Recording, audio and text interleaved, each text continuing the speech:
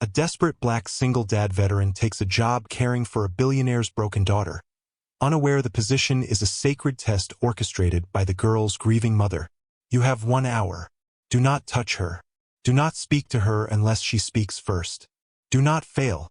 The biting cold of the November wind hammered against the city streets, a relentless and wild force that seemed to find every crack in Marcus Jones's threadbare jacket.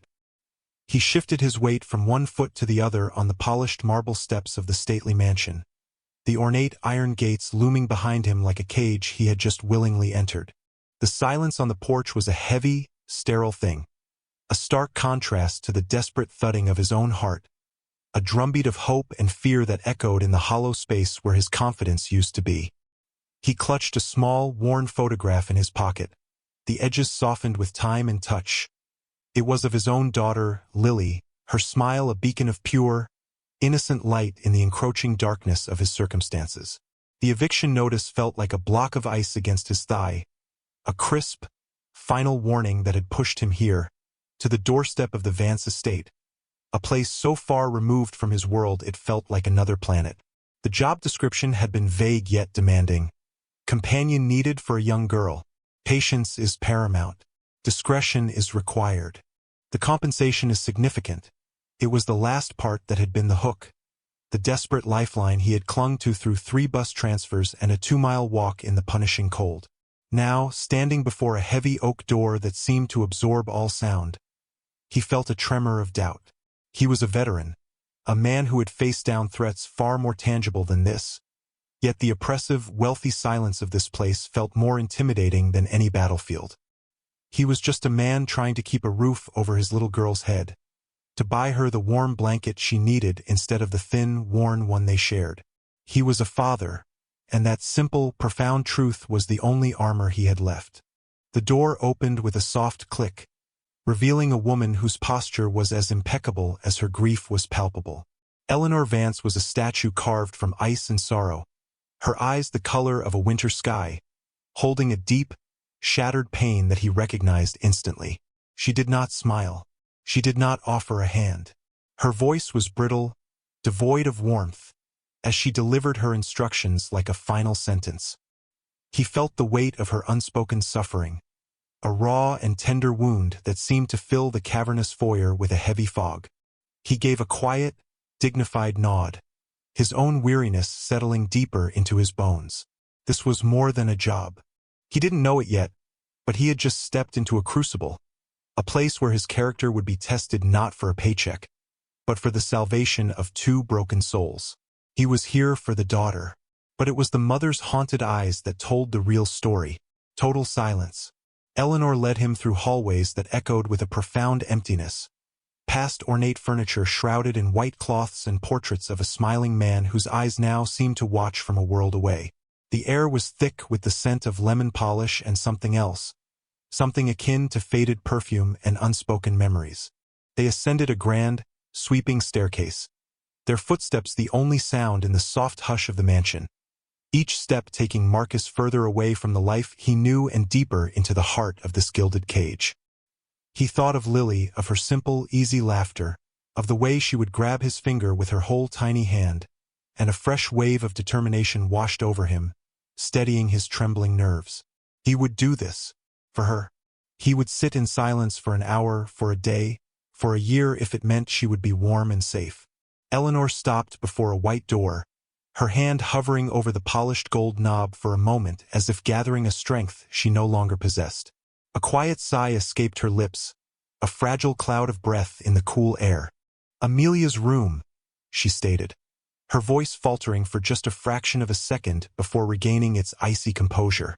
She pushed the door open, revealing a room bathed in the soft, gray light of the afternoon.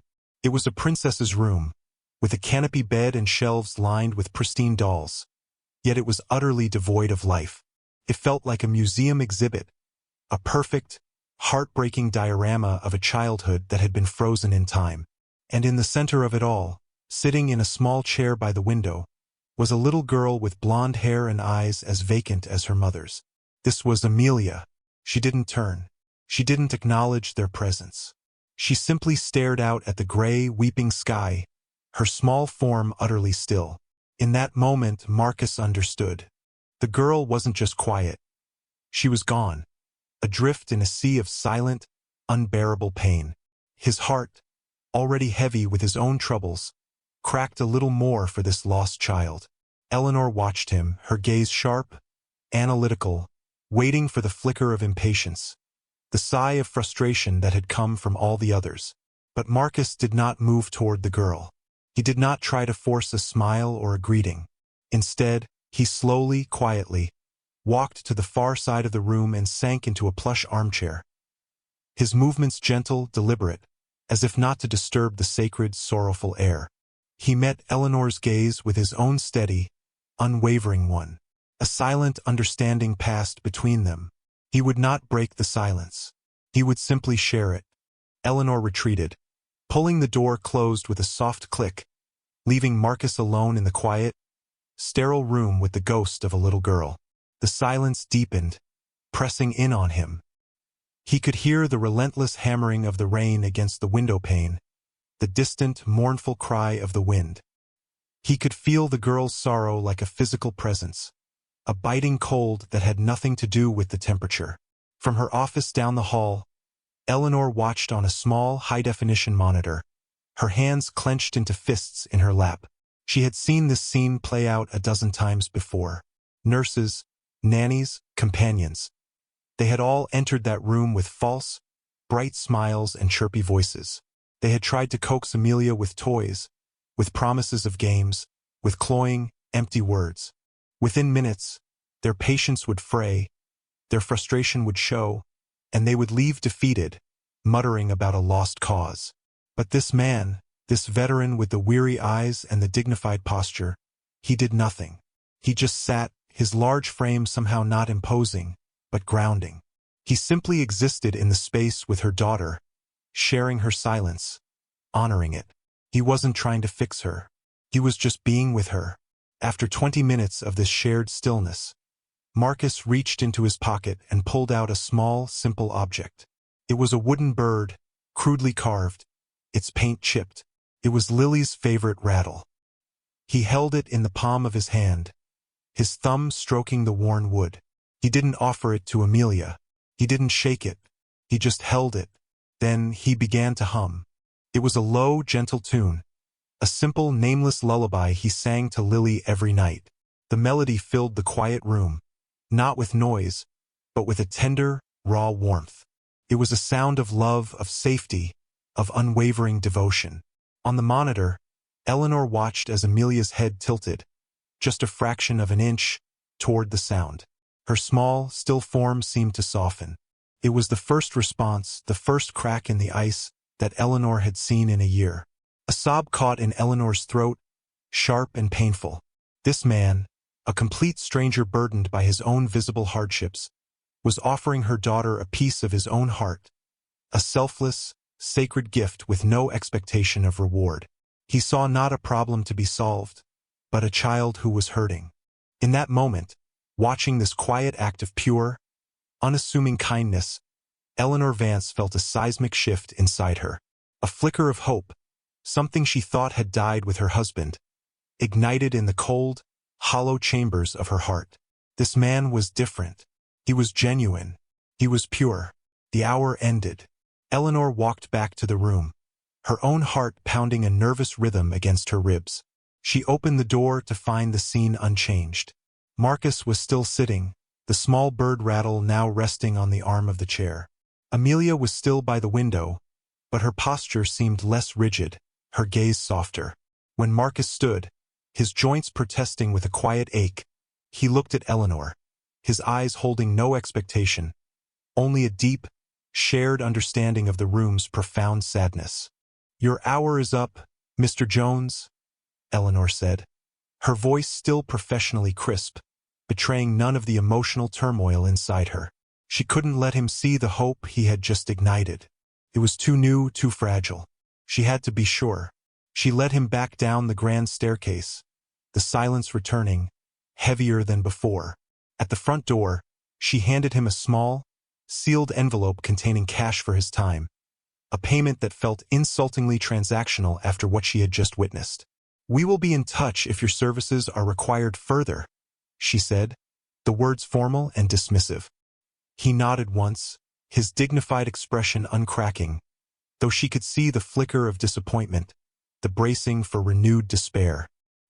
He turned and walked away, his shoulders squared against the biting wind, descending the marble steps and vanishing back into the gray, unforgiving city. He was gone. As she watched him go, a part of her screamed to call him back, to tell him he had passed a test he didn't even know he was taking. But the cautious, wounded part of her held her back. She closed the heavy door, the lock clicking into place with a sound of finality. Marcus walked the long blocks back to the bus stop, the cold seeping deep into his bones. The money in the envelope was enough for a few days of groceries, but it wasn't a solution. It was a bandage on a gaping wound. He had failed. He had sat in a room with a sad little girl and failed to connect, failed to secure the job that was his last hope. The weight of his failure was unbearable. He arrived home to his small, cold apartment, the eviction notice on the counter a stark, white flag of surrender. He scooped Lily up from her crib, holding her close, her warmth a small comfort against the encroaching chill of dread. He had never felt so utterly alone, so completely defeated. That night, as he lay awake listening to the sounds of the city, he had no idea that a world away, a powerful, grieving woman was making a phone call that would change everything. He didn't know that his quiet, selfless act of humming a simple lullaby had splintered the ice around a frozen heart and set in motion a miracle he couldn't yet imagine. The next morning, a sharp knock echoed through the thin walls of his apartment. Marcus opened the door to find a man in a crisp uniform holding a large cardboard box. "Delivery for Marcus Jones," the man said, his tone polite but impersonal. Confused, Marcus accepted the box. Inside, nestled among tissue paper, were bags of fresh groceries. Fruits, vegetables, milk, bread.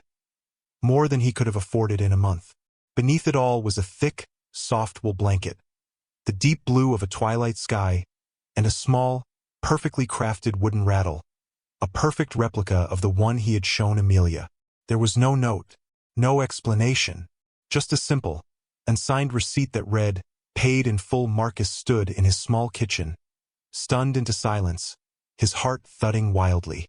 It felt like a dream, a strange and impossible kindness from an anonymous angel. He was still reeling when his phone rang. The number was blocked. "Mr. Jones," the voice on the other end said. It was Eleanor Vance. Her tone was different now, still professional, but the brittle, icy edge was gone, replaced by something steady and resonant. "We would like to offer you the position of full-time companion to Amelia. The role comes with a significant salary and a suite of rooms on the estate. Should you and your daughter wish to reside here." Marcus froze, unable to process the words. He had been so sure he had failed. I don't understand," he stammered, the words catching in his throat. "You were the only candidate who understood," Eleanor said, and this time, he could hear the raw, undisguised emotion in her voice. "You understood that Amelia doesn't need to be fixed. She needs to be seen. The position is yours, if you'll accept it." Hope, bright and overwhelming, surged through him, a cathartic release that made his eyes glisten. He had not failed. His quiet kindness, the most natural part of him, had been enough. 2 days later, Marcus and Lily moved into the Vance mansion. Their new home was a 2-bedroom suite in a quiet wing of the house, warm and filled with a soft, amber hue. Lily, wide-eyed with wonder, immediately fell in love with a large, plush teddy bear that was waiting on her bed. Marcus's days fell into a gentle rhythm. He would spend hours with Amelia, sometimes in her room, sometimes in the vast, quiet library. He read stories aloud, his deep voice a soothing rumble in the silence. He never asked for a response, but he started noticing small things, the way she would lean closer when he read her favorite parts, the way her fingers would trace the illustrations in the book. He was building a bridge to her, one quiet, patient moment at a time. One evening, Eleanor found him in the main kitchen, long after the staff had gone home. He was sitting at the large wooden table, a cup of tea cradled in his hands, his expression weary but content. "She almost smiled today," he said softly, looking up at Eleanor. "You were reading The Velveteen Rabbit." A tender, unspoken understanding flowed between them. They sat in the comfortable silence for a long time before she spoke, her voice a soft hush. "His name was Robert," she began, her gaze fixed on a point in the distance. "My husband. He died in a car accident. Amelia was in the back seat. She wasn't physically harmed, but she hasn't spoken a word since that day." The confession hung in the air, raw and sacred. Marcus listened, his eyes steady and unwavering, offering her the same quiet respect he offered her daughter. He didn't offer platitudes or easy comforts. He simply nodded, acknowledging the depth of her shattered heart. Then he shared a piece of his own. "My wife, Sarah," he said, his voice thick with memory. "She passed just after Lily was born. An infection. It was so fast. For a long time, the silence was all I had, too, in that shared, dimly lit space.